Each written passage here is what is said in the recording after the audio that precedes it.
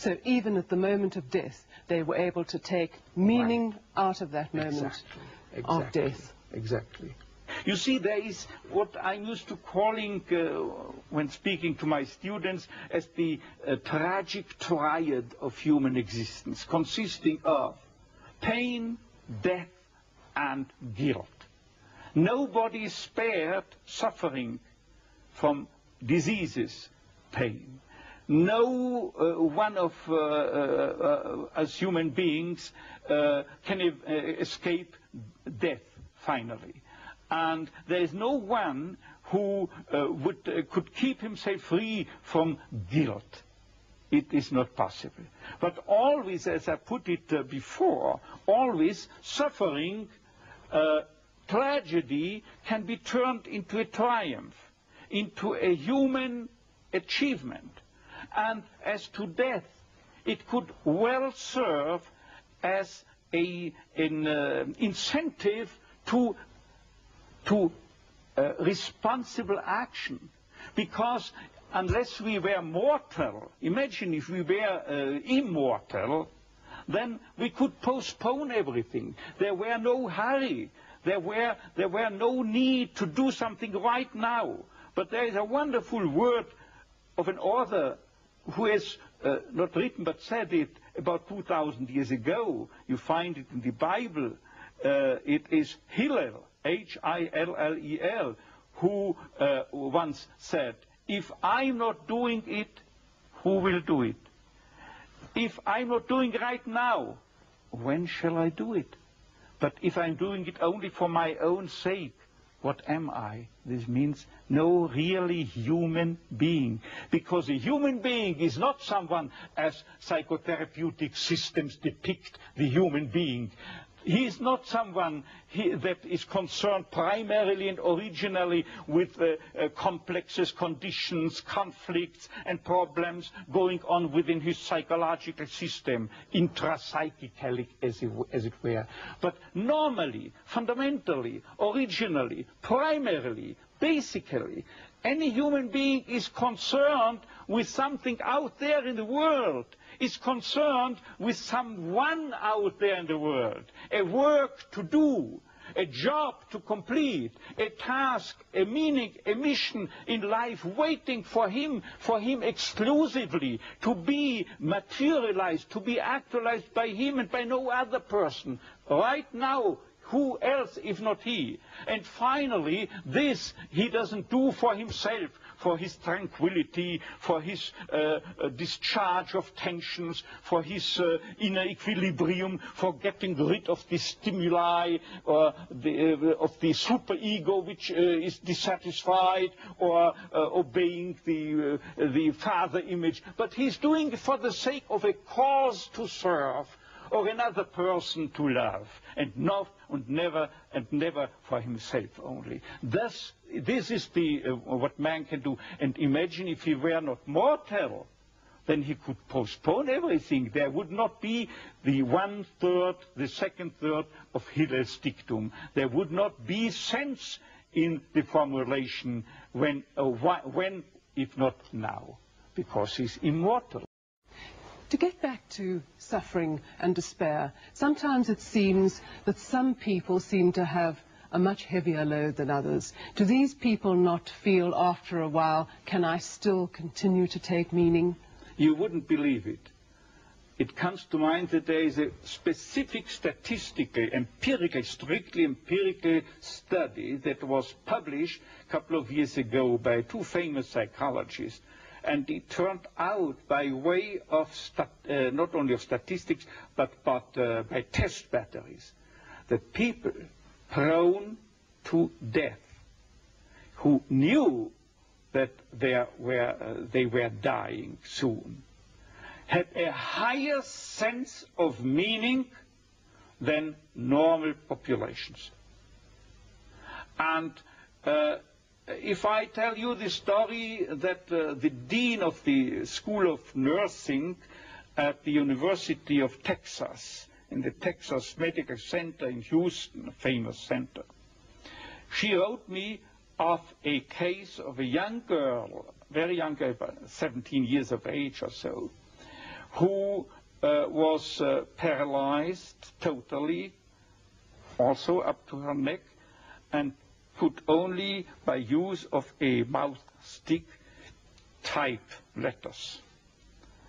And Dean Stark, that nurse, told me within 3 lines, I remember this letter, she told me that that girl is reading newspapers day by day, watching television, and as soon as she comes across an individual in a tragic life situation, she types with the mouth stick on the typewriter letters offering them consolation and comfort. And she has some credibility, believe me. And she, the Dean Stark, says she's full of confidence.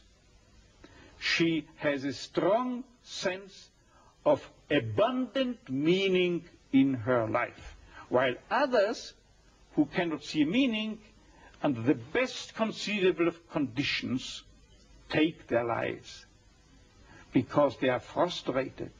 They are caught in an existential vacuum, in a sense of meaninglessness and emptiness. I have described it in a book of mine as soon as in 55. Since that time, it has ever more been increasing worldwide.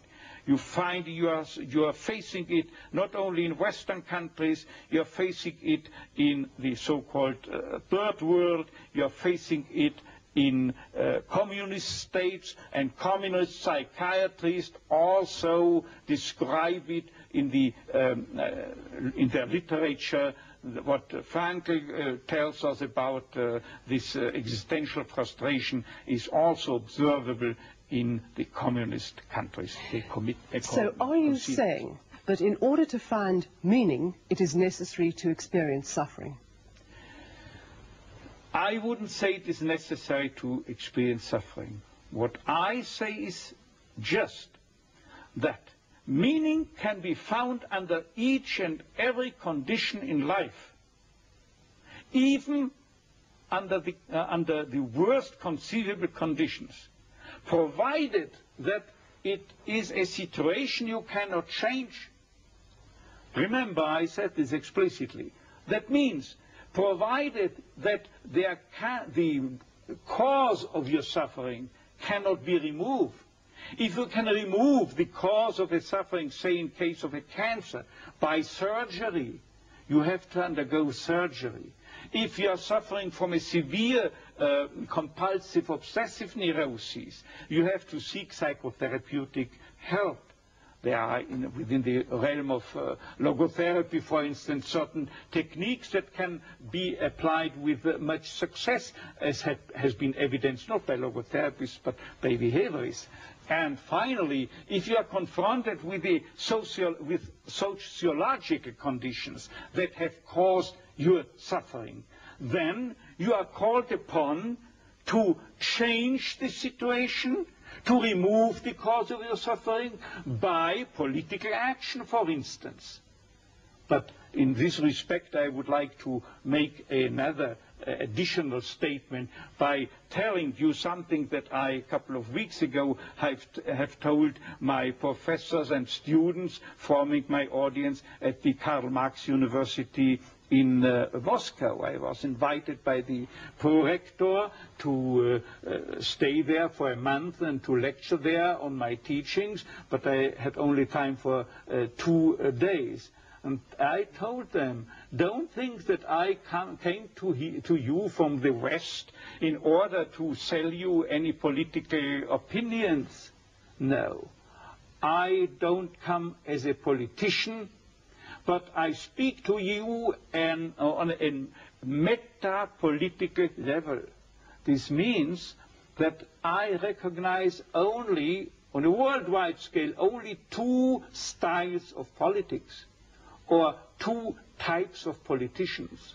The one is he, the politician, who thinks that the end justifies the means, any means, while the second type remains fully aware that there are means that would desecrate even the most noble end. And they were applauding that and understanding. And so I don't come into any country with a preconceived political conviction. I'm not entitled to judge it. But I have the responsibility to accept any call wherever in the world to deliver a message, if any should be present, and to act as an MD, as a doctor of medicine, and as such I had to take the Hippocratic oath that compels me to try to offer a cure to each and every individual or also population, if they invite me to do so. Dr. Frankl, I'm going to ask you now, as you know, this country is going through a very difficult time. We have an economic recession, people have become insolvent or without jobs, the political future is far from settled. Do you have a message for us, a message that could give us hope and meaning? You see, the only message I can deliver is a principle that I have adopted. I have adopted, I well remember throughout the days I had to spend in Auschwitz. There is statistical evidence that my chance to survive Auschwitz, real statistical evidence, was 29 to 1. And I had the feeling that it was like that. And still, I applied the philosophy of Sir Karl Popper, whose nucleus means that you cannot prove any hypothesis. The only thing you can do is falsify it, show that it is not valid, that it is not tenable. And without knowing his philosophy, I only met him the first time a couple of years ago, I applied this theory inasmuch as I told myself, Viktor, the chances are very, very low and small.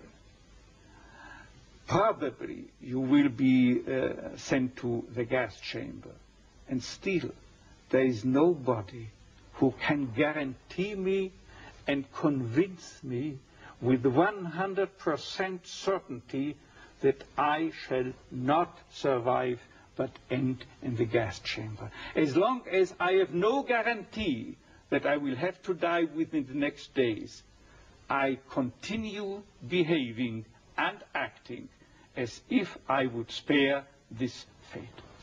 Dr. Frankl,